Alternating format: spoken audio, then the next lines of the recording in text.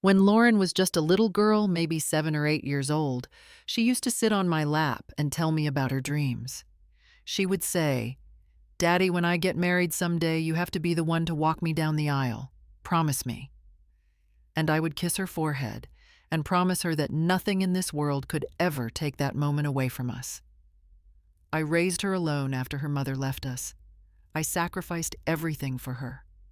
But life has a cruel way of teaching us that promises can be broken by the very people we love the most.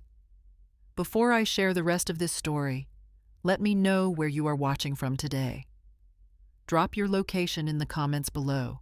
If you have ever been hurt by someone you trusted, with your whole heart, hit that like button and subscribe to this channel. Stay with me until the end, because what happened next changed everything I thought I knew about family loyalty and karma. My name is Marcus, and I am 42 years old. I live in a small town just outside of Columbus, Ohio, in the same modest house where I raised my daughter Lauren by myself for over 20 years. Her mother walked out on us when Lauren was only 5 years old, ran off with some guy she met at her workplace, and never looked back. I still remember the day I had to explain to my little girl why Mommy was not coming home anymore. That was the hardest conversation of my entire life. From that day forward, it was just the two of us against the world. I worked as a plumber, which meant early mornings and long days. I would wake up at 5 in the morning every single day to make Lauren breakfast before heading out to work. Pancakes on Sunday mornings became our sacred tradition. She would stand on a little stool next to me, helping me flip them, and we would laugh when they came out lopsided or burnt on the edges. Those Sunday mornings were everything to me. I was not a rich man. Far from it. There were months when I had to decide between buying new work boots for myself or new shoes for Lauren. I always chose her. When she wanted to go to summer camp with her friends, I picked up extra weekend jobs to make it happen. When she needed braces, I took out a loan.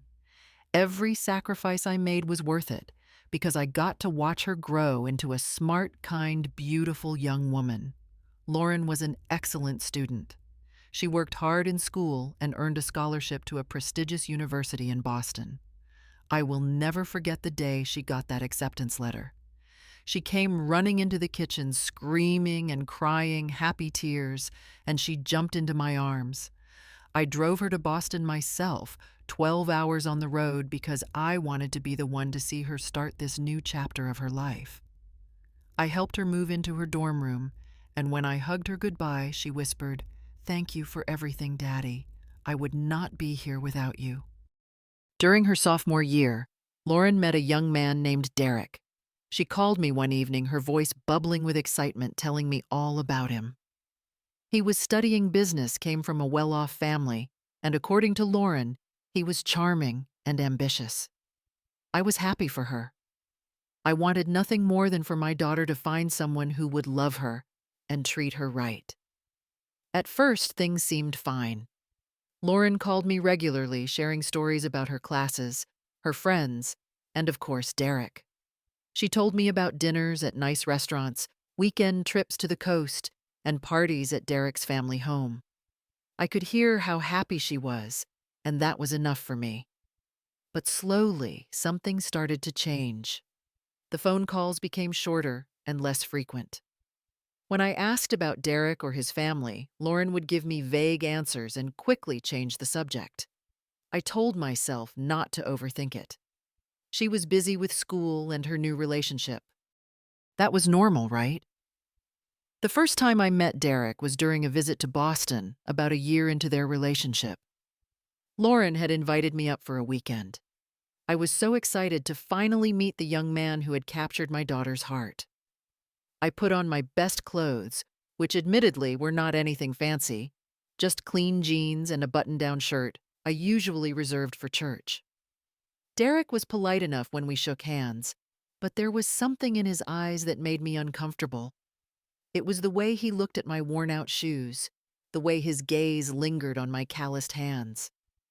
He asked me what I did for a living, and when I told him I was a plumber, His smile seemed to tighten just a little.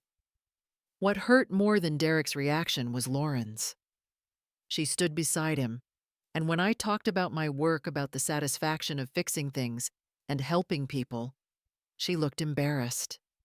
She actually looked embarrassed of me, my own daughter. The girl I had raised, sacrificed for, loved with every fiber of my being. She could not even meet my eyes. I drove home from that trip with a heavy heart, trying to convince myself that I had imagined it all. About 6 months after that visit, Lauren called to tell me she had been invited to a formal dinner at Derek's family home. She wanted me to come and officially meet his parents, Richard and Sandra. This was a big deal, she said. It meant the relationship was getting serious.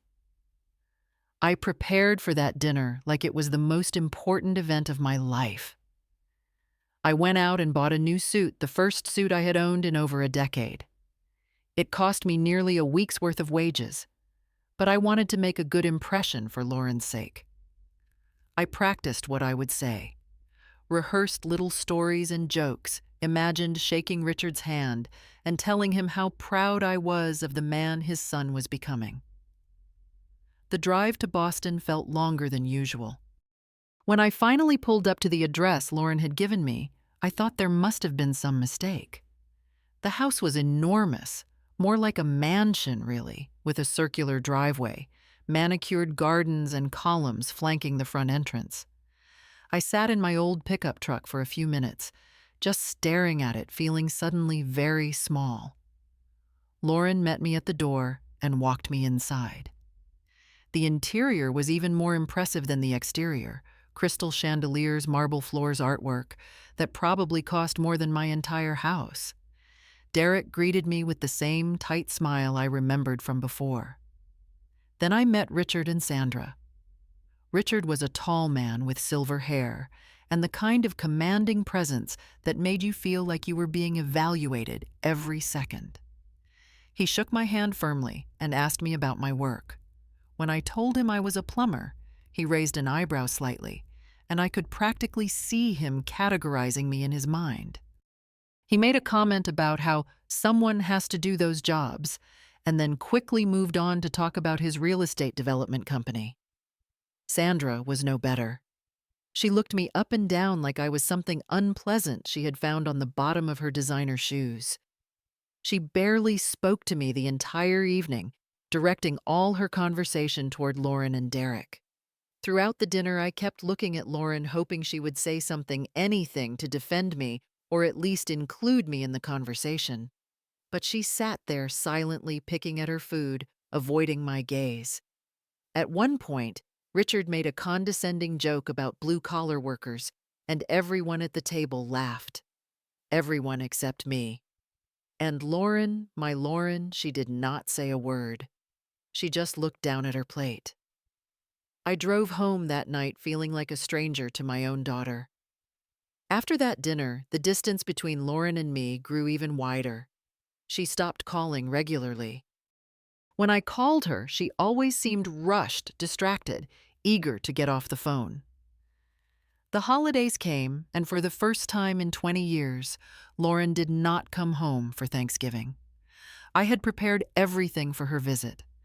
I bought a turkey, made all her favorite side dishes, even baked a pumpkin pie from scratch, something I had never attempted before. I set the table for two, put out the nice plates we only used on special occasions, and waited. The phone rang around noon. It was Lauren telling me she was staying in Boston. Richard and Sandra were hosting a big Thanksgiving celebration, and it would be weird if she did not attend. She promised to come home for Christmas instead. I sat at that table alone, staring at the empty chair across from me, at all the food that would go to waste. I did not eat a single bite. I just sat there until the candles burned down and the food went cold. Christmas came and went. Lauren did not come home. She sent a gift instead, an expensive watch that felt impersonal and cold. No handwritten note, no phone call, just a package delivered by a courier. Then came the news of the engagement. I found out through social media before Lauren even called me. Derek had proposed at some fancy restaurant in Boston, and Lauren's friends were posting pictures of the enormous diamond ring. When Lauren finally called, she spent most of the conversation talking about the ring, the proposal, and the wedding plans that Richard and Sandra were already helping them organize. I tried to be happy for her. I really did. I asked about the wedding, offered to help in any way I could, and then I mentioned what had been on my mind since the moment I heard the news. "You know I will be there to walk you down the aisle, sweetheart," I said, "just like you always wanted." There was a long pause on the other end of the line. Too long. "About that daddy," Lauren said finally. "We are still figuring out all the details. I will let you know." Something in her voice made my stomach drop. But I pushed the feeling aside and told myself I was being paranoid. 2 months before the wedding, Lauren called me again. I could tell something was wrong from the moment she said hello. Her voice was different, hesitant, like she was rehearsing lines she did not want to say. We made small talk for a few minutes about the weather, about her work at Richard's company, about wedding preparations. Then she went quiet, and I knew whatever she had called to say was coming. "Daddy, I need to talk to you about something," she said. "About the wedding." "Of course, sweetheart. What is it?" Another long pause. I could hear her breathing on the other end, could almost hear her gathering her courage. "Richard and Sandra have been so generous," she began. "They are paying for everything. The venue, the catering, the flowers, the band. Everything. The wedding is going to be at the Grand Marquis Hotel downtown. Richard actually owns part of it. All the guests from Derek's side are business associates, investors, important people. It is going to be this huge, elegant affair." "That sounds wonderful, honey," I said, though I could feel dread building in my chest.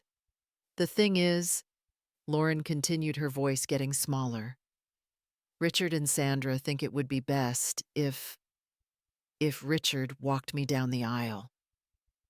The words hit me like a physical blow. I actually had to sit down. "What did you say?" I asked, even though I had heard her perfectly.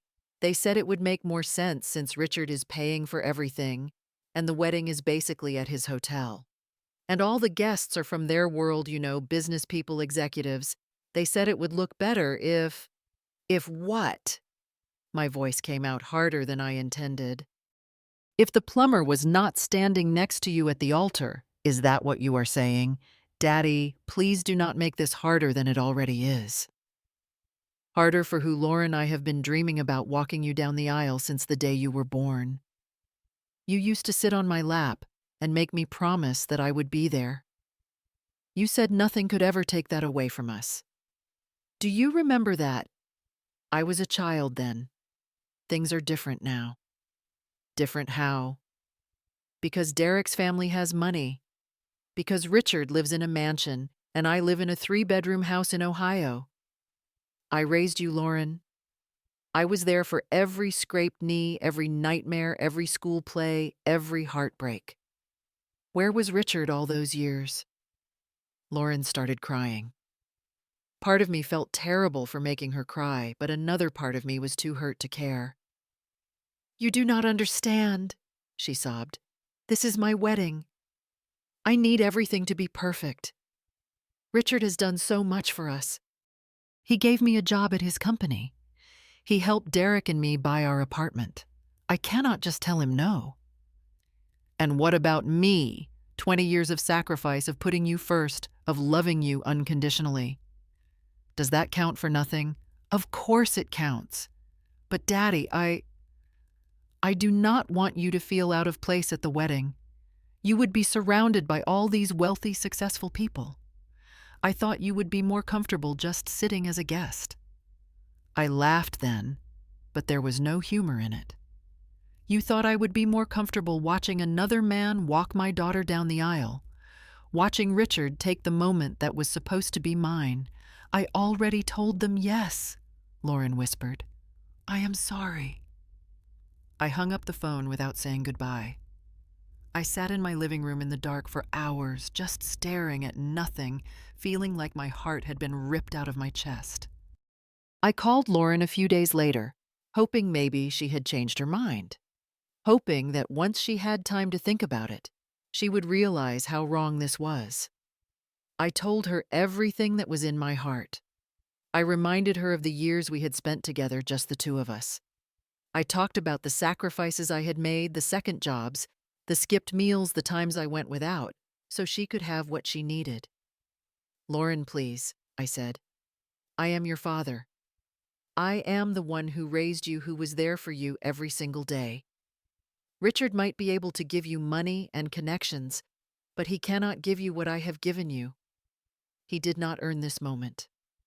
I did." "Daddy, I know," she said, "and I appreciate everything you have done for me. I really do.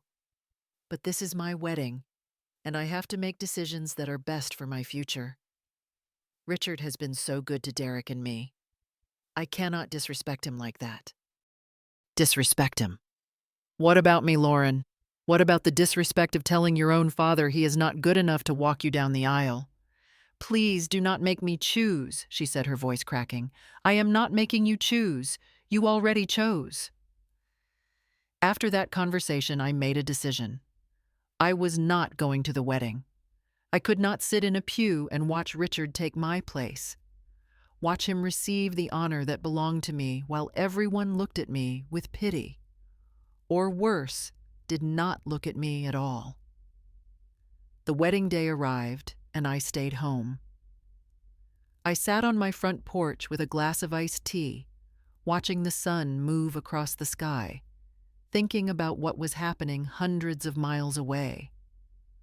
I imagined the ceremony, the flowers, the music. I imagined Richard in his expensive tuxedo walking my daughter down the aisle, smiling for the photographers, playing the role of proud father. My neighbor Martha came by in the afternoon. She was an older woman, widowed, and we had become friends over the years.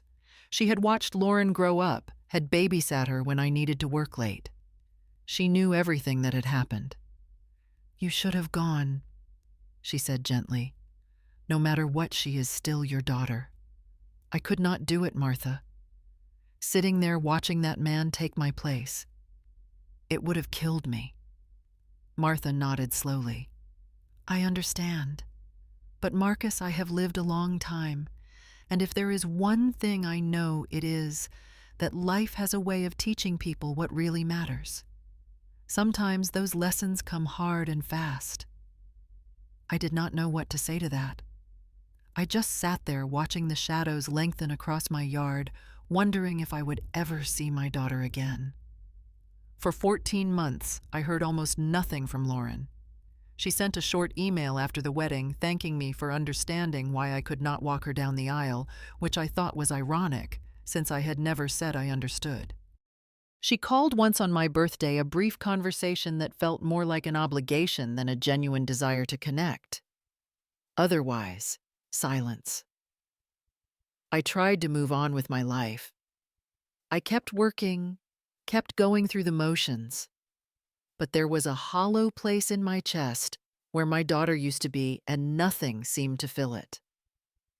Then one evening I was watching the local news when a story caught my attention. A major real estate developer in the Boston area had been arrested on charges of fraud, money laundering, and investor theft. The name hit me like a lightning bolt. Richard. I sat up straight, staring at the screen as the news anchor detailed the accusations. Richard had been running an elaborate scheme for years, defrauding investors out of millions of dollars, falsifying records, moving money through shell companies. The FBI had been investigating him for months before finally making the arrest. His assets were frozen, his accounts seized. The empire he had built was crumbling. Over the following weeks, more details emerged. The company collapsed.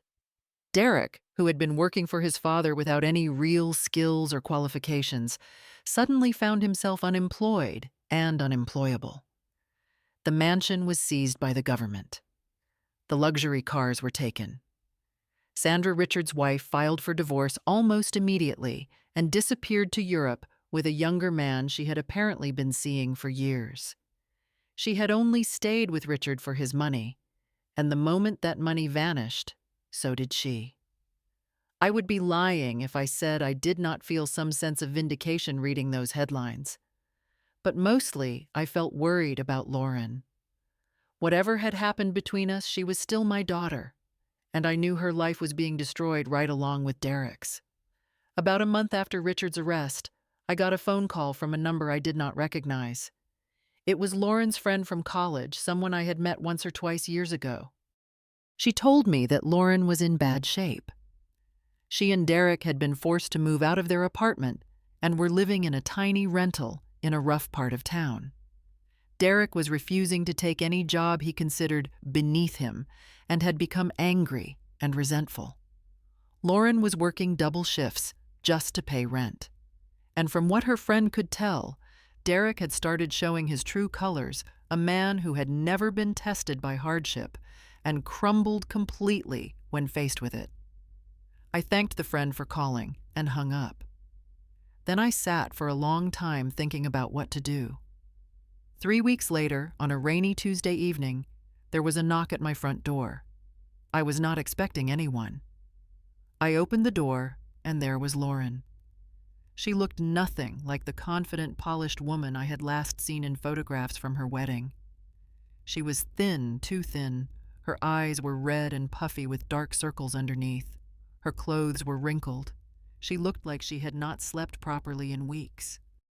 "Daddy," she said, and her voice broke on the word. Then she started crying, really crying, the kind of sobs that come from somewhere deep inside. She dropped to her knees right there on my porch in the rain, and she grabbed my hands. "I am so sorry," she wept. "I am so sorry for everything. You were right about all of it. Richard, Derek, everything. I was so stupid. I threw away the only person who ever really loved me for people who only cared about money and status, and now they are all gone, and I have nothing left." She told me everything. How Derek had changed completely once the money disappeared, becoming cold and cruel. How he blamed her for not bringing more to the marriage, for not having wealthy parents who could bail them out. How Richard had been a fraud all along, his kindness and generosity, nothing but a performance to maintain his image. How Sandra had never cared about anyone but herself. "I was so blind," Lauren sobbed. "I thought I was building a better life, marrying into a better family. But they were never a family. They were just people using each other. And I let them use me too. Worse, I let them make me use you." I stood there in the doorway, rain blowing in around us, listening to my daughter pour out her heart. 20 years of love for her welled up inside me, along with all the pain of the past 2 years. I thought about the pancakes on Sunday mornings, the bicycle lessons in the park, the proud tears when she got into college. I thought about the empty chair at Thanksgiving, the wedding I did not attend, the months of silence. And then I thought about what Martha had said. Life has a way of teaching people what really matters. I reached down and took Lauren's hands, pulling her to her feet. She was shaking from the cold and from her sobs. I looked into her eyes, my little girl's eyes, and I saw all the regret and pain and desperate hope that was written there. "You are my daughter," I said quietly. "That has never changed, and it never will. Come inside." I pulled her into my arms and held her while she cried. We stood there in the doorway for a long time, father and daughter, finally reunited. In the months that followed, Lauren divorced Derek. It was not a difficult process, since there was nothing left to divide. She moved back to Ohio, found an apartment nearby, and started rebuilding her life from scratch. She got a job as an office manager at a local company. Nothing glamorous, but honest work that paid the bills. Slowly, she began to heal. Our relationship took longer to repair. There were hard conversations, moments when old wounds reopened and had to be tended again. but we worked through them together. We went back to our Sunday morning pancake tradition. We took long walks in the park where I had taught her to ride a bicycle. We talked about everything, the past, the present, our hopes for the future. One evening, about a year after she came back, Lauren and I were sitting on my porch, watching the sunset. She turned to me and said, "I have been thinking about something. What is that, sweetheart?" "I never got the wedding I really wanted," she said. "Not the fancy hotel or the diamond ring or any of that. What I wanted, what I always wanted, was you walking me down the aisle. I ruined that. I can never get that moment back." I was quiet for a moment. Then I said, "You know, it is not really about the moment, Lauren. It is about what it represents. A father's love, a daughter's trust, the bond between them. That moment was supposed to be a symbol of everything we had shared together. But here is the thing I have learned. The symbol does not matter if the reality is not there, and the reality, you and me sitting here together, having rebuilt what was broken, that is worth more than any walk down any aisle could ever be." Lauren leaned her head on my shoulder. "I love you, Daddy. I love you too, sweetheart. I always have. I always will." I think about everything that happened sometimes, about Richard in prison, about Derek struggling to find himself, about Sandra running off with her money and her younger man. Some people would call it karma. Maybe it is. But I have come to believe that karma is not about revenge or punishment. It is about balance. It is about the universe finding a way to teach us the lessons we need to learn. I did not need Richard to fall for me to be vindicated. I did not need Derek to suffer for me to feel whole.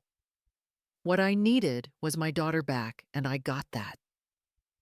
Not because of what happened to them, but because Lauren finally opened her eyes and saw what really mattered.